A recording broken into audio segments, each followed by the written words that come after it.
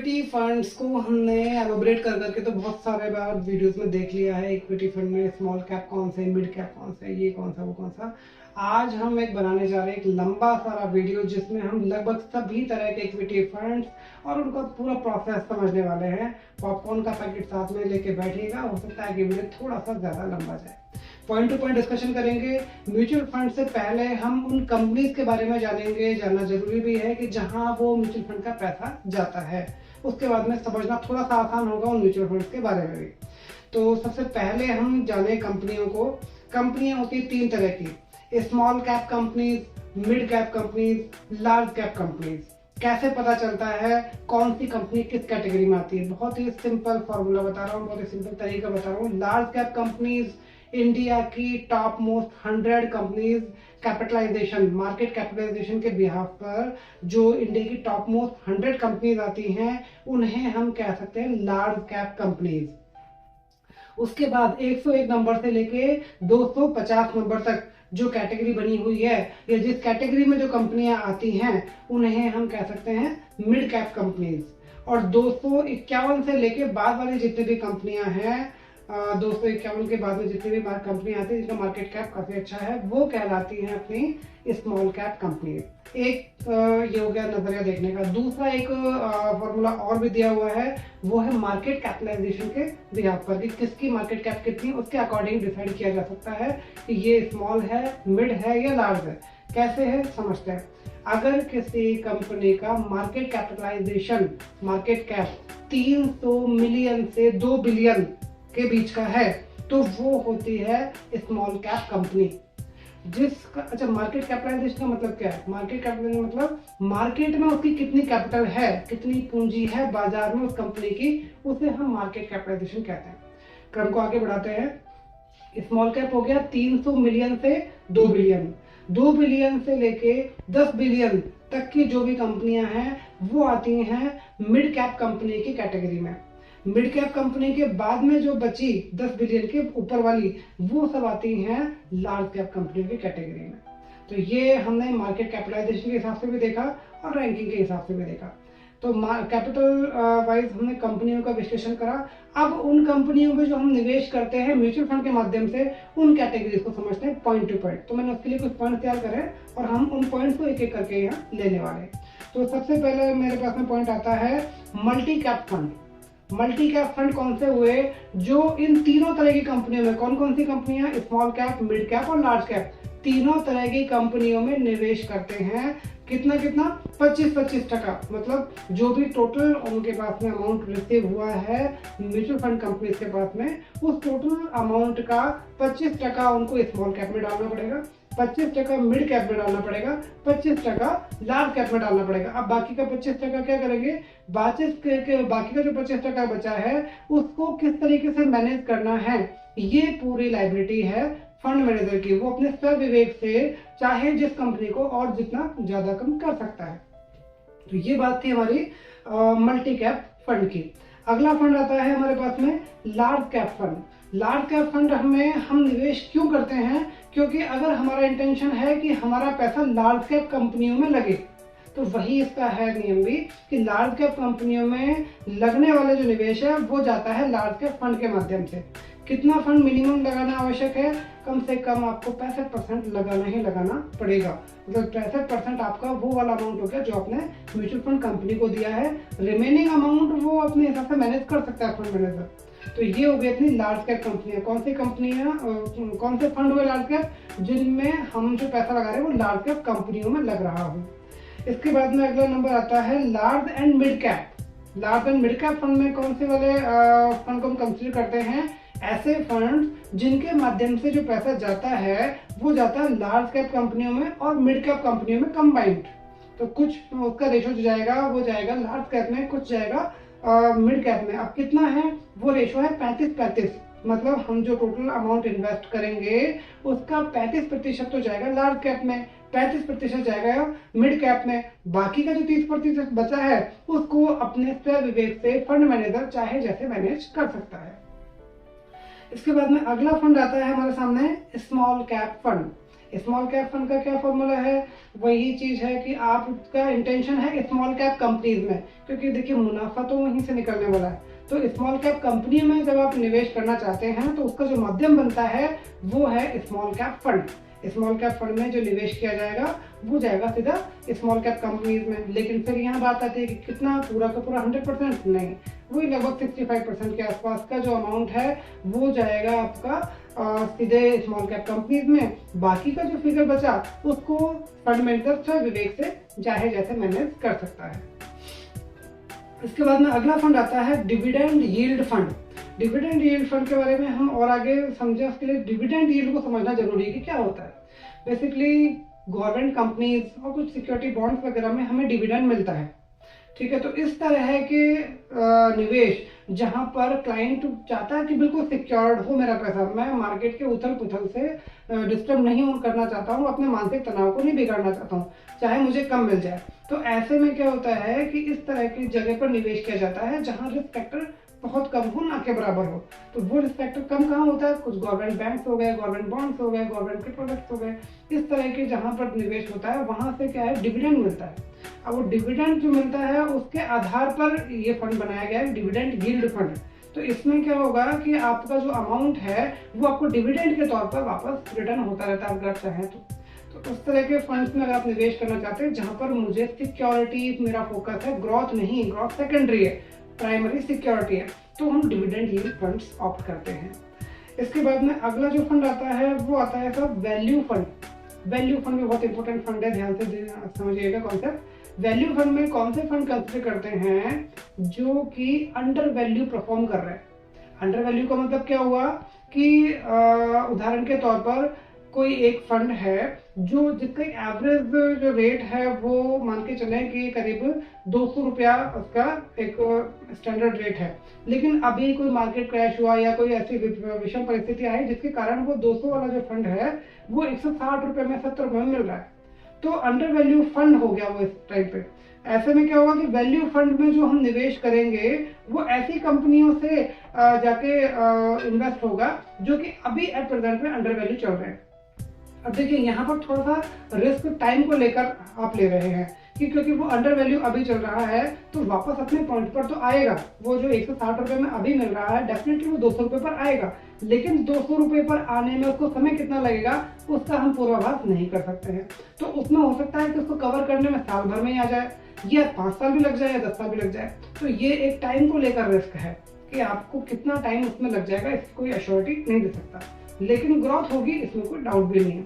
तो value fund के माध्यम से हम इस तरह के स्टॉक्स में निवेश करते हैं जहां पर हमें अंडर वैल्यू इन्वेस्टमेंट करने का एक मौका मिल रहा है, ठीक है।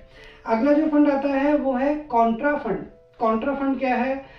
आप भेड़ चाल में चले ऐसा जरूरी नहीं है। कुछ लोगों की सोच होती है कि मुझे क्या करना है कि मैं डिसाइड करूंगा, लोग नहीं। बाकी के लोग अगर उधर जा रहे हैं तो जरूरी नहीं मैं उधर ही जाऊं, मैं उधर जाऊंगा, लेकिन मेरे पास में उधर जाने का कोई लॉजिक होना चाहिए। तो इसी तरह का एक एग्जांपल है हमारे सामने कॉन्ट्रा फंड। कॉन्ट्रा फंड में क्या होता है कि जब शेयर की वैल्यू डाउन जा रही है, जब किसी शेयर का बहुत मतलब वॉल्यूम डाउन हो रहा है, मार्केट एकदम क्रैशेस पर है, उस समय बाइंग बढ़ती है। उस समय फंड मैनेजर क्या करता है कि ज्यादा स्टॉक परचेज करता है, क्योंकि उसे पता है कि आज विषम परिस्थितियां हैं लेकिन ये हमेशा तो नहीं रहने वाली हैं। तो वैल्यू फंड और अपना ये कॉन्ट्रा फंड लगभग देखने में समान होते हैं, लेकिन फीचर्स में डीप में जाएंगे तो थोड़ा सा डिफरेंस है इनमें। तो इसमें भी क्या हुआ कि जब मार्केट क्रैश हुआ, जब वैल्यू डाउन हुई, तब स्टॉक तैयार कर लिया गया, और जब मार्केट ऊपर चला गया, जब सब लोग खरीद रहे हैं, उस समय उसे बेचा गया, ताकि मैक्सिमम रिटर्न, मैक्सिमम बेनिफिट हम लोग क्लाइंट तक पहुंचा सके। ये कॉन्ट्रा फंड की थ्योरी। अगला जो फंड आता है वो आता है फोकस फंड। फोकस फंड किसे कहते हैं? आपके जीवन में एक लक्ष्य का होना बहुत जरूरी है। आप चले जा रहे हैं, आपने ग्रेजुएशन कर लिया, पोस्ट ग्रेजुएशन कर लिया, LLB कर लिया, इसके बाद और कुछ कर लिया, लेकिन करना क्या है एग्जैक्टली वो गोल सेट नहीं है, तो बहुत ही गड़बड़ होने वाली है। तो हमें बहुत जरूरी है कि हम अपना एक गोल सेट करें कि मुझे फाइनली ये करना है। तो वही टारगेट लेके चलता है हमारा फोकस फंड। फोकस फंड, अच्छा बाकी के जो फंड्स हैं उनमें अगर आप डीप में जाके देखेंगे तो कई कई जगह स्टॉक लगा रखे हैं। अभी मैंने कोई स्मॉल कैप में लगा दिया पैसा, तो उस स्मॉल कैप की मैं डीप में देखूंगा कहाँ कहाँ कौन कौन सी कंपनियां हैं, तो पता लगा 40 कंपनियां, 50 कंपनियां, 60 कंपनियां हैं जिनमें पैसा लगा है। डाइवर्सिफिकेशन इतना ज्यादा है कि लॉस तो खैर नहीं होगा, लेकिन प्रॉफिट बहुत अच्छा बुक नहीं होगा। उसको दिख रहा है मुझे 12, 15, 18% पे जाके रुक जाएगी गाड़ी। क्यों? क्योंकि कहीं पर बहुत ज्यादा प्रॉफिट है तो कहीं ज्यादा बहुत लॉस है, तो वो एवरेज वही 10, 12, 15% का। अब ऐसे में एक नया फंड निकाला गया जिसे नाम दिया गया फोकस फंड। इस फोकस फंड में क्या थ्योरी है कि लिमिटेड स्टॉक रहते हैं। लिमिटेड स्टॉक कितने? 30 स्टॉक के अंदर अंदर ही आपका पैसा इन्वेस्ट होने वाला है। 30 सेलेक्टेड स्टॉक होंगे। उसमें भी आपके पास में फिल्टर करने का ऑप्शन है कि अलग अलग कंपनी के अलग अलग फोकस फंड है। आप ऑप्ट कर सकते हैं कि भाई मुझे ऐसा लग रहा है कि इसमें जो स्टॉक्स लिए गए हैं उनको ग्रोथ मिलनी तय है, आप उसमें लगा सकते हैं। तो इस तरह से फोकस फंड में कुछ लिमिटेड स्टॉक के ऊपर फोकस करते हुए इन्वेस्ट किया जाता है। अगला जो फंड निकल के आता है हमारा वो है सेक्टोरियल फंड। सेक्टोरियल फंड का मतलब क्या हुआ कि किसी एक पर्टिकुलर सेक्टर पर मेरा इंटरेस्ट है। अभी जैसे मुझे ऐसा लगता है कि आगे आने वाला टाइम जो है वो पेट्रोल और डीजल का तो थोड़ा सा मुश्किल है। दिल्ली में डीजल की गाड़ियां बंद हो चुकी हैं, धीरे धीरे करके दूसरी स्टेट भी बंद करने की कगार पर हैं। ऐसे में फिर पेट्रोल भी एक टाइम बाद बंद होगा, क्योंकि प्राकृतिक संसाधन है, एक टाइम बाद में खत्म होंगे। तो आगे आने वाला जो फ्यूचर है वो या तो इलेक्ट्रिक है या हाइब्रिड है, हाइड्रोजन है सॉरी। तो इलेक्ट्रिक व्हीकल पे मुझे लगता है कि यहाँ फोकस करना चाहिए। आगे आने वाले टाइम में इलेक्ट्रिक व्हीकल काफी अच्छे ग्रो करने वाले हैं। तो ये बेसिकली एक सेक्टर हो गया इलेक्ट्रिक व्हीकल्स का या व्हीकल्स का या इलेक्ट्रिसिटी का। तो इस तरह के कोई सेक्टर पकड़ लिए। दूसरा एग्जांपल पकड़े कि साहब आईटी एक ऐसा सेक्टर है जो कभी डाउन नहीं जा सकता, अगर जाएगा भी तो बहुत ज्यादा टाइम तक रुकेगा नहीं, नीचे वापस ऊपर आएगा। इसका एग्जांपल हम देख भी चुके रिसेंटली। आईटी ने काफी डीप जाके भी अपना होके आया, लेकिन अब वापस रिकवरी की जो स्पीड है वो भी बहुत देखने वाली बात है कि काफी अच्छी स्पीड से रिकवर हो रहा है। तो एक सेक्टर पे मैं इंटरेस्टेड हूँ कि मुझे एक पर्टिकुलर सेक्टर पर ही पैसा लगाना है, तो वहां पर हमें ऑप्शन मिलता है सेक्टोरियल फंड। एक पर्टिकुलर है sector, ICI prudential technology fund, SBI prudential SBI technology fund, Tata digital. तो इस तरह के क्या फंड करते हैं कि एक पर्टिकुलर सेक्टर पर ही आपका पैसा निवेशित करते हैं। अब वो सेक्टर ग्रो करेगा, आपका पैसा ग्रो करेगा। वो सेक्टर डाउन आ गया, आपका पैसा भी अपने आप डाउन आ जाएगा। अगला फंड पकड़ते हैं थीमेटिक।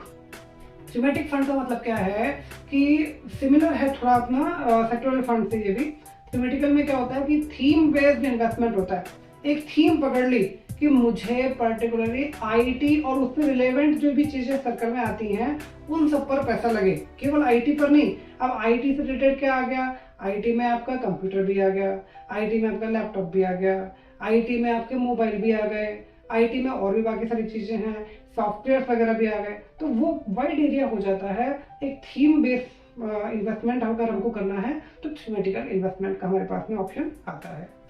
इसके बाद में अगर नेक्स्ट जो आता है वो बहुत ही जाना पहचाना शब्द है ELSS, equity link saving scheme. इसका ऑब्जेक्ट क्या है? सबसे पहला ऑब्जेक्ट कि अभी मुझे पैसे की जरूरत नहीं है और मैं अपने स्वभाव से बड़ा परेशान हूँ कि मुझे दिख रहा है पैसा तो खर्च कर देता हूँ। तो मुझे कोई ऐसा फंड मिले जहां पर मैं पैसा चाहकर भी ना निकाल सकूं। तो ऐसा फंड कौन सा हुआ? ELSS, equity link saving scheme. 3 साल के लिए आपका पैसा आपके पास में है ही नहीं, भूल जाओ। ठीक है, अब उससे फायदा क्या है साहब? फायदे से 2 फायदे हैं। ऑन एन एवरेज देखा गया है कि उसी सिमिलर सेक्टर के दूसरे फंड्स की तुलना में ELSS में हमें 1-2 रुपये का थोड़ा सा ज्यादा मुनाफा मिल जाता है, देखने में आता है। दूसरा सबसे इंपॉर्टेंट चीज क्या है कि हमें इनकम टैक्स में इस फंड में जो भी हमारा निवेश है उसकी छूट मिल जाती है up to 1.5 lakh under section 80C। Income tax के सेक्शन 80C में 1.5 लाख रुपए तक की छूट का प्रावधान है। अगर आपने ELSS फंड में 1.5 लाख रुपए का निवेश किया तो आप पूरे के पूरे 1.5 लाख रुपए की छूट अपने इनकम टैक्स में ले सकते हैं। ये इसका सबसे बड़ा प्लस पॉइंट है। अगला और लास्ट जो हमारे पास में फंड निकल के आता है that is equity index fund. अब ये इंडेक्स फंड क्या है? मैं शेयर मार्केट को देखता रहता हूँ, ऊपर नीचे, ठीक है। मैं डायरेक्ट इन्वेस्टमेंट नहीं कर सकता, नहीं करना चाहता, क्योंकि मैं वो मानसिक तनाव नहीं लेना चाहता कि रोज सुबह उठते ही 9 बजे अपना कंप्यूटर खोल लिया, 2-3 बजे तक तो पूरा ध्यान वही ऊपर नीचे ग्राफों पर, बाकी सारे काम मेरे डिस्टर्ब हो रहे हैं। तो मुझे वो वाला एक मेंटल पेन भी नहीं चाहिए। लेकिन मुझे पता है, मुझे विश्वास है कि मार्केट में ग्रोथ ही है, जाएगा तो ऊपर ही, नीचे भले ही जाए लेकिन नीचे जाके भी जाना तो उसको ऊपर ही है। अभी तक मैं देखता आया हूँ, ठीक है, 10-15-20 सालों से मैं देख रहा हूँ, कंटिन्यू ग्रोथ ही है। लेकिन अब उसका ऐसा कोई ऑप्शन है कि मैं बिना मार्केट में गए मार्केट में निवेश कर सकूं? बिल्कुल है। उसका ऑप्शन है इंडेक्स फंड। इंडेक्स फंड क्या होता है? ये मार्केट बेस्ड होते हैं, मार्केट की थीम पर चलते हैं। इसमें टॉप 100 कंपनीज हो गई, टॉप 250, टॉप 50 कंपनी हो गई, इंडेक्स 50 हो गया। इस तरह की कंपनीज में इन्वेस्ट किया जाता है जो कि मार्केट के अकॉर्डिंगली फ्लो करती हैं। तो उसके ही रेशो में आपका फंड भी फ्लो करता है। मार्केट ऊपर जा रहा है, आपका फंड ऊपर जा रहा है। यहाँ पर बाकी सब फंडों में, उसमें फंड में अंतर क्या रहा? बाकी सब फंड भी तो मार्केट पे डिपेंड करते हैं, लेकिन उन पे हमने स्पेसिफिक कर दिया, स्मॉल कैप है तो स्मॉल कैप कंपनी में लगा रहा है, मिड कैप है मिड कंपनी में लगा रहा है। यहाँ पर हमने क्या किया है कि टॉप रेटेड जो है इंडेक्स चार्ट में जो आ रही है उन पर पैसा लगाया है। तो ये हो गया अपना इंडेक्स फंड हो गया। इसके अलावा अगर आपको कहीं कुछ लगता है कि कोई चीज छूट गई है जो हमें और इसमें कवर करनी चाहिए थी, हम डेफिनेटली उसको अपने आगे आने वाली वीडियोस में कवर करेंगे। आपको लगता है कि इसके अलावा कोई और जानकारी भी आप चाहते हैं, किसी अलग फंड के बारे में जानकारी चाहते हैं, या म्यूचुअल फंड के किसी और विषय के बारे में आप जानकारी चाहते हैं, तो वो भी आप कमेंट बॉक्स में दे सकते हैं, ताकि हम उन जानकारियों को ध्यान में रखते हुए अपने आगे वाले वीडियोस ला सकें। अगर आपको इस पूरे वीडियो से कहीं कुछ नया जानने को मिला हो, कुछ इंटरेस्टिंग जानने को मिला हो, तो ही इस चैनल को सब्सक्राइब करिएगा, वीडियो को लाइक करिएगा। थैंक यू, धन्यवाद।